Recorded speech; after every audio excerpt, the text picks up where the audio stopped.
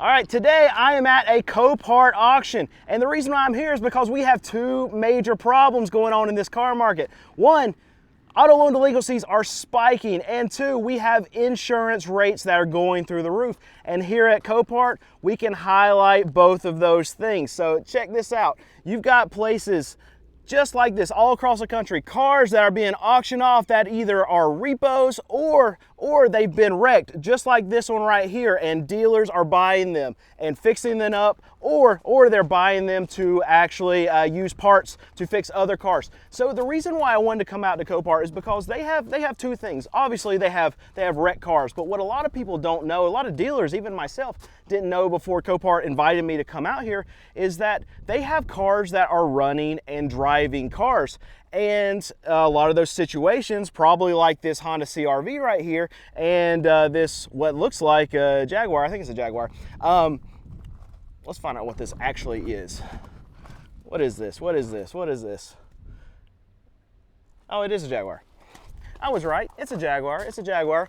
But in these situations, they take in a lot of repos. They get a lot of cars from banks, and they get a lot of cars from insurance companies. And the two big problems that we're seeing right now is that, okay, yeah, people are not paying their bills and they're losing their cars.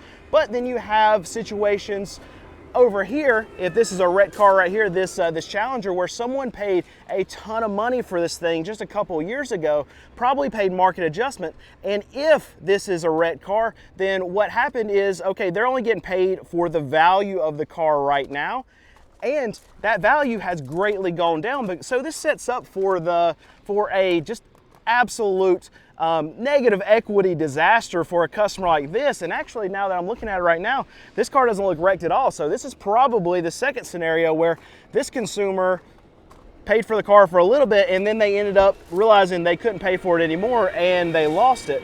So we can look in here, and this is actually a lot cleaner than a lot of the repos that I typically see at the other auctions that I take you to. So the quality of repos that I'm seeing here, I think they deal with a lot of higher end banks whenever you're dealing with repos that are coming here to Copart. The auction that I usually show you when I'm showing you repos, those are mainly buy here, pay here dealers. And when those cars are not paid for, they are the lower level of the subprime of the subprime of the subprime. So when they stop paying for it, obviously those cars are not going to be taken care of. But something like that Challenger over there, it's still just a couple 3-4 year old car, so the consumer hasn't had a ton of time to go ahead and destroy that thing yet. But then you get situations like this.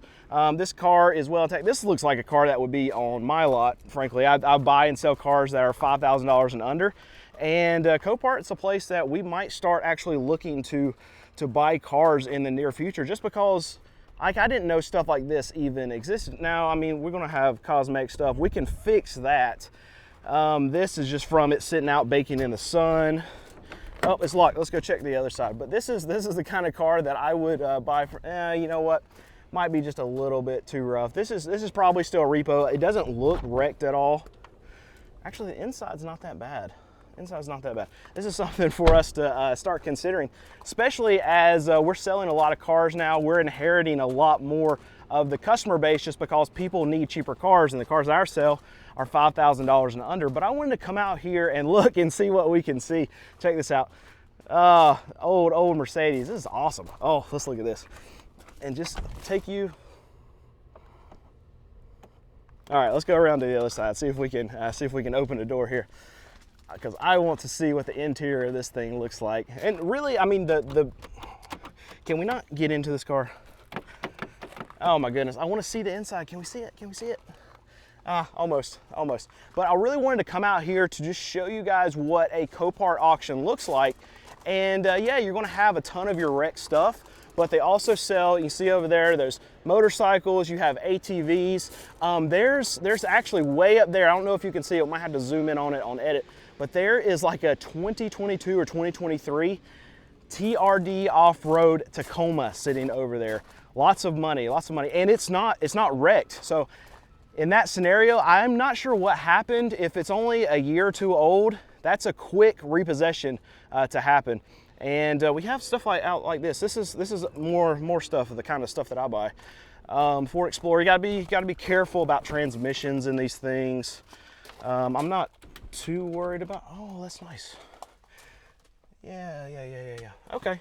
Yeah, this is the kind of stuff that if you go to Copart, you can buy, and I would assume that you're going to get a better deal here than the cars that I typically buy at the auctions that I go to, because people are expecting a lot of this stuff here to be more wrecked vehicles, and it's just not the case. And I had no clue about it. And a lot of dealers that I've talked to, if I say Copart, if you mention Copart, it's just like, okay, well, that's just a salvage sale, it's just an insurance sale, right? And in a lot of cases, yeah, there's going to be nothing but wreck stuff. But then you have something like that. This one got kissed pretty good. So let's talk about this one right here. So obviously, there's a dealer's not going to be able to buy this car and put it back together where it can be sold on the road. Like, it's the whole front end's gone. The frame is smashed in. Actually, the whole frame. Yeah, there's the frame. See it all the way down there? That's the frame of this car. So what happens in this situation is you'll have a dealer or what's called, I think they call it like a dismantler. It's someone who works at a body shop. Anyway, they'll buy this car, but they'll buy it for this back end. They'll buy it for these parts, they'll buy it for these panels, they'll buy it for the doors, and then once they get everything off of it that they need for whatever repair that they're doing, then they'll just scrap the whole thing. So this car is never going to be on the road again. It'll be melted down at the end of the day, but they'll take everything that they can salvage off of it, and they can actually make a lot of money. There's a lot of junkyards. This is not a junkyard, they're an auction, so they sell these cars. It's not a place you can come and pull parts off of. But there's a lot of junkyards that they make a ton of money buying a lot of scrap cars just like that, and they'll buy them for $200, $300, $400. And by the time that they end up parting everything out, they can sell stuff online, on eBay. They can do the work, pulling this car completely apart and then shipping out the parts. They can end up making $1,500, $2,000 just in parts if they go through it and do the work. Now, it's a ton of labor, but I know there's a lot of money in it because I'm one of the people that are buying the parts. So I'll go if I need a side view mirror for an old Explorer or something like that. I'm past the point where I'm going to a junkyard and going to wade through the swamp and go pull apart to save $13, $14 or whatever. I'm just going to buy it off eBay.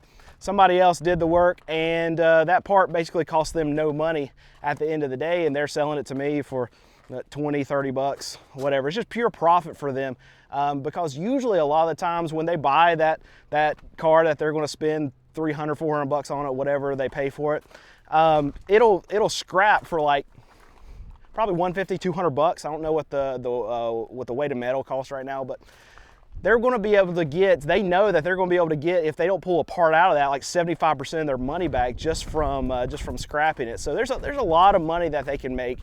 It's just a lot of work. And here's a Camry. This looks like it's in, there's a lot more cars that are in halfway decent shape out here than what I've ever realized.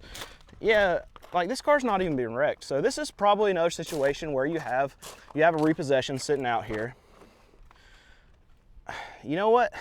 So here's my thing. Maybe somebody else knows where Copart can get some of these cars, because in my experience in looking at a lot of repos, and I've looked at a ton of repos, and it might just be the kind of dealers that I'm seeing at these smaller auctions that bring these repos, but even when I go to bigger auctions and I see banks like Wells Fargo, if I see Capital One, the cars, the repossessions, they don't look like there's not a clean seat to be had. So this makes me think that this might not be a repo.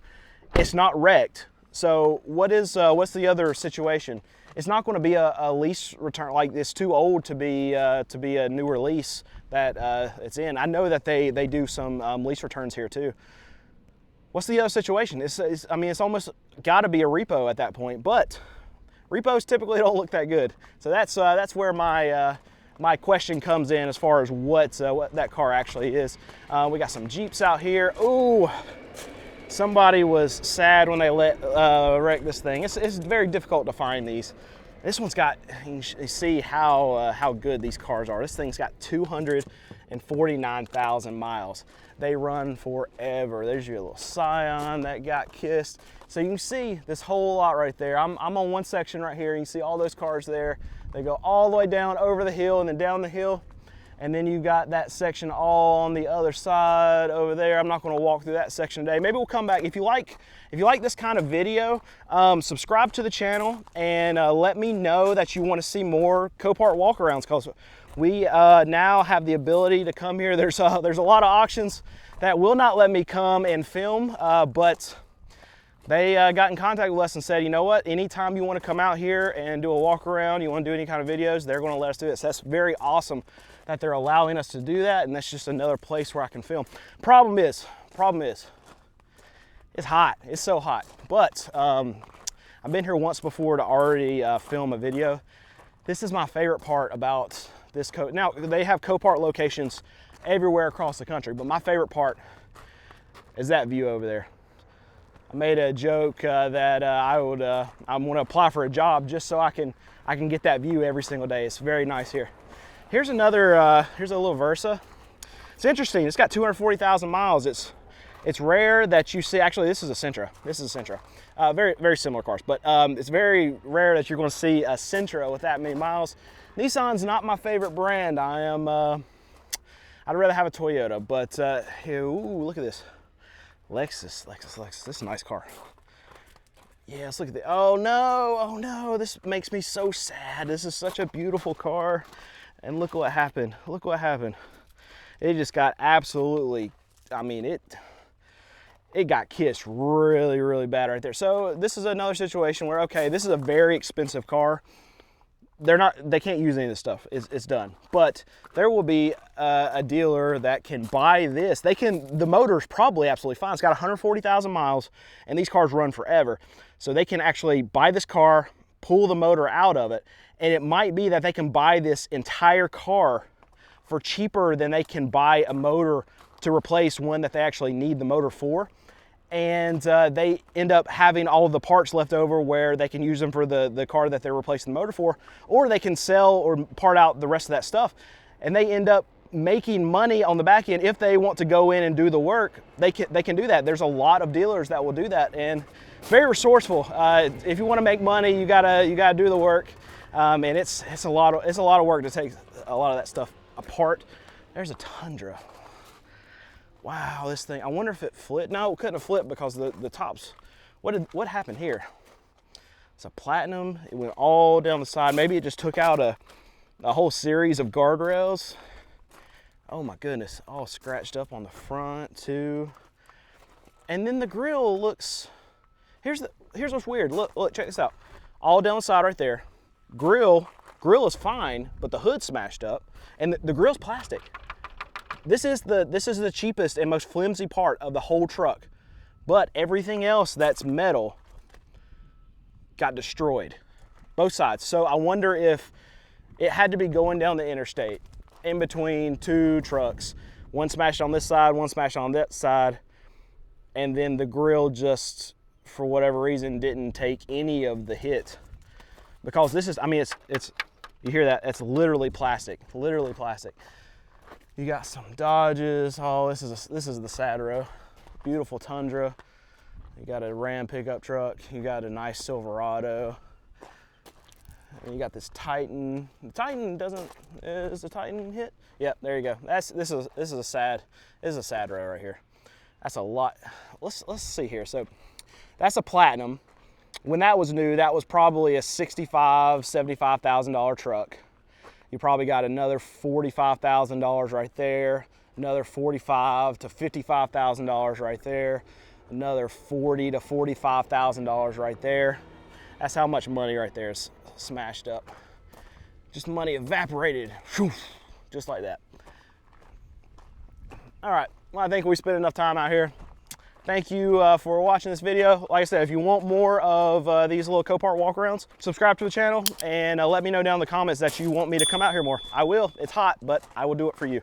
And thanks for watching. Like the video. Do all the things.